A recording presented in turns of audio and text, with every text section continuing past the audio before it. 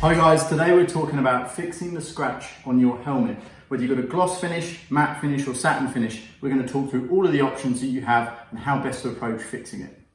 The first thing you've got to determine when you're fixing a scratch is if you're actually working with a scratch or not. So one of the key telltales for identifying a scratch is using your thumbnail, moving it across the scrape to actually listen for a high-pitched clicking noise, as distinct from a scrape, which much less pronounced sound. If you've got a scrape, you're dealing with a completely different beast to if you're dealing with a scratch. We're going to talk about how to deal with both.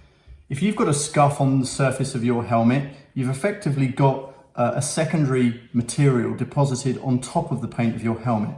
You're best off with this gently abrading, being careful on matte surfaces, of course, to try and remove this material.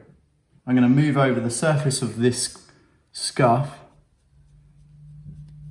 And as you can see, being very careful not to overcook it, I'm able to fairly easily, without impacting the surface negatively, pull off the scuff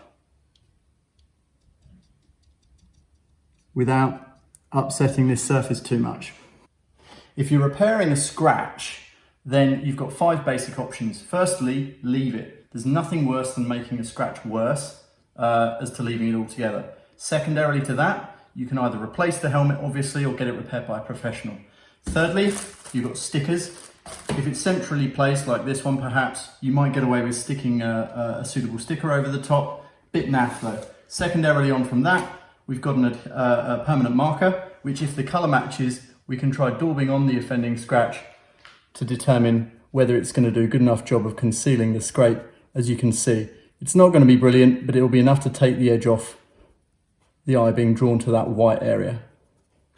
If you're not happy with the effect that you get with using a permanent marker, arguably it's possibly not going to be the most resistant to weather solution, then you've basically got a couple of options, which is paint.